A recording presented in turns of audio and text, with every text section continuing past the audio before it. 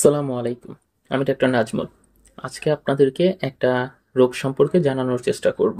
সেটা হচ্ছে ধনুষ্টঙ্কার বা টিটেনাস। এই ভিডিওতেই আমরা একদম বিস্তারিত আলোচনা করব।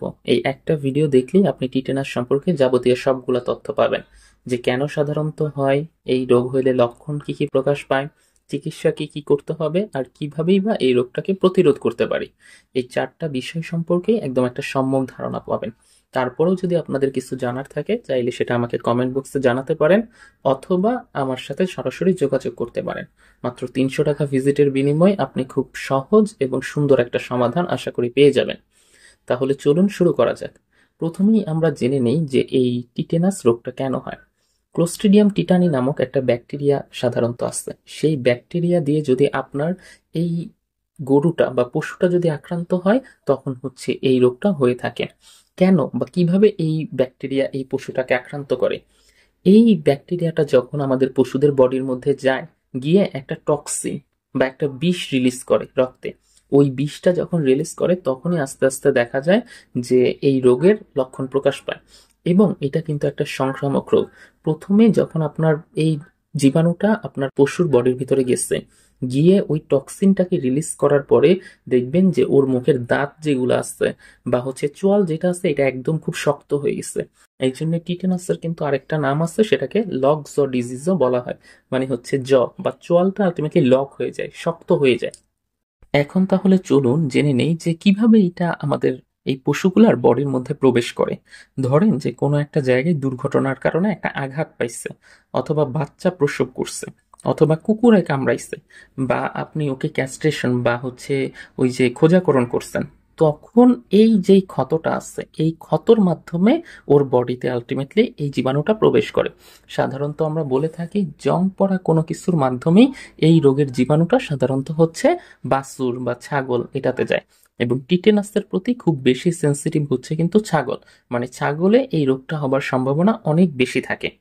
এবার তাহলে চলুন জেনে নেওয়া যাক এই রোগ হলে কি কি লক্ষণ প্রকাশ পায়।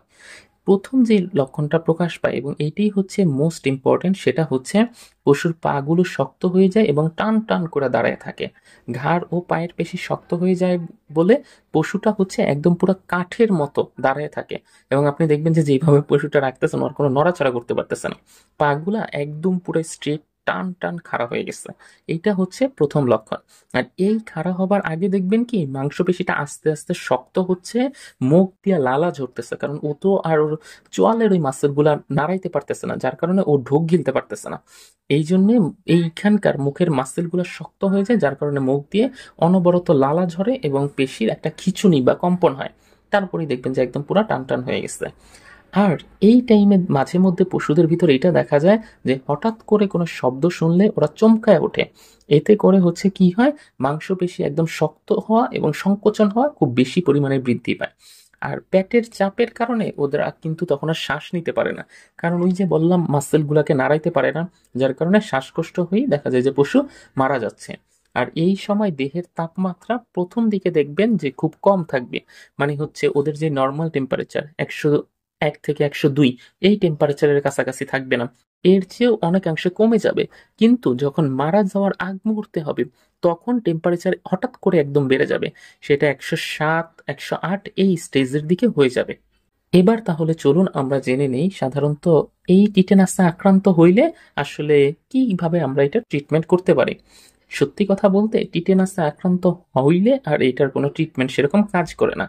কিন্তু তারপরেও আপনারা একটা চেষ্টা করে দেখতে পারেন, সেটা হচ্ছে পেনিসিলিন গ্রুপের ইনজেকশনটা ব্যবহার করতে পারেন। মাঝে মধ্যে আমি দেখছি আমার মোস্ট অফ দ্যাম এই হচ্ছে বাঁচে না। আমার মানে এটা হচ্ছে অভিজ্ঞতা থেকে আপনাদেরকে বললাম। কিন্তু আপনারা চাইলে সেটা দেখতে পারেন যে প্রথম অবস্থাতে এখানে আমরা একটা অ্যান্টিবায়োটিক ব্যবহার করতে পারি, সেটা হচ্ছে পেনিসিলিন গ্রুপের একটা ড্রাগ আমরা ব্যবহার করব। পেনিসিলিন গ্রুপের কোন ইনজেকশনগুলো ব্যবহার করতে পারেন? যেমন প্রোনাপেন হইতে পারে, তারপরে হচ্ছে কম্বিপেন হইতে পারে, ভেটোপেন হইতে পারে। এই ইনজেকশনগুলোকে আপনারা ব্যবহার করতে পারেন। এছাড়াও একটা অ্যান্টিহিস্টামিনিক ড্রাগ ব্যবহার করবেন, যেমন এটা অ্যাস্টাভেট, হিস্টাভেট অথবা অ্যান্টিহিস্টাভেট, এটা যে কোনোটা চাইলে আপনি ব্যবহার করতে পারেন। আর একটা মোস্ট ইম্পর্টেন্ট যে ওষুধটা, সেটা হচ্ছে লার্জিকটাইড। এই ইনজেকশনটা দিবেন এবং এইটা হচ্ছে ১ মিলি ১০০ কেজির জন্য ব্যবহার করবেন, এবং ৫ থেকে ৭ দিন ব্যবহার করলে তাও দেখবেন যে একটা ভালো রেজাল্ট পাওয়া যায়। এই ইনজেকশনটা মাংসপেশিকে শিথিল করে, মানে ওই যে মাংসপেশিটা শক্ত হয়ে গেছে সেই শক্ত হয়ে যাওয়াটাকে আস্তে আস্তে আবার নরম করে দিবে এই ইনজেকশন লার্জেকটেল যেটা আছে। আর ও তো এই টাইমে খাবার খাইতে পারবে না, খাবার যেহেতু খাইতে পারবে না তাই হচ্ছে ওকে একটা নর্মাল স্যালাইন বা কলার স্যালাইন আলটিমেটলি করতে পারেন, যাতে করে ও এই সময় ওর যে বডি নিউট্রিয়েন্ট গুলো আছে সেটা না খাইলেও ওই স্যালাইনের মাধ্যমে হচ্ছে আলটিমেটলি পাইতে পারে। এবার চলুন জেনে নেওয়া যাক যে আসলে আমাদের প্রতিরোধের জন্য কি কি ব্যবস্থা গ্রহণ করতে হবে।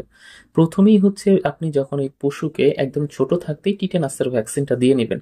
টিটেনাসের ভ্যাকসিন হচ্ছে 0.5 মিলিলিটার টিকা মাংসপেশিতে বা চামড়ার নিচে আপনি ব্যবহার করতে পারেন, এবং 1 বছর পর পর, সাধারণত এই টিকাটার মেয়াদ থাকে 1 বছর, 1 বছর পর পর আপনি সাধারণত এটা বারবার ব্যবহার করতে হবে। আর কোনো স্থান যদি ক্ষত স্থানে পরিণত হয়, ধরেন যে কোনো একটা জং পড়া বা কিছু দিয়ে কেটে গেছে, তাহলে সাথে সাথে আপনাকে সেটা কি করতে হবে, যে ওই যে পভিসেফ বা এই জীবাণুনাশক টিংচার অফ আয়োডিন এটা দিয়ে খুব সুন্দর মতো পরিষ্কার করে দিতে হবে। আর ওই পশুকে ছাগলকে যখন আপনি খোঁজাকরণ করবেন বা ক্যাস্ট্রেশন করবেন, তার আগে যে যন্ত্রপাতিগুলো দিয়ে করবেন সেটাকে খুব সুন্দর মতো পরিষ্কার পরিচ্ছন্ন করে নেবেন। আর গর্ভবতী প্রাণীকে সাধারণত একদম শেষ সপ্তাহে টক্সোইড ইনজেকশন, যেটা হচ্ছে টিটেনাসের বিরুদ্ধে, ওই ইনজেকশনটা দিয়ে নেবেন। তাহলেই হচ্ছে দেখবেন যে আলটিমেটলি সেও আক্রান্ত হচ্ছে না, তার বাচ্চাটাও আলটিমেটলি টিটেনাসে আক্রান্ত হচ্ছে না, মা ও বাচ্চা দুইজনই সুস্থ থাকতেছে।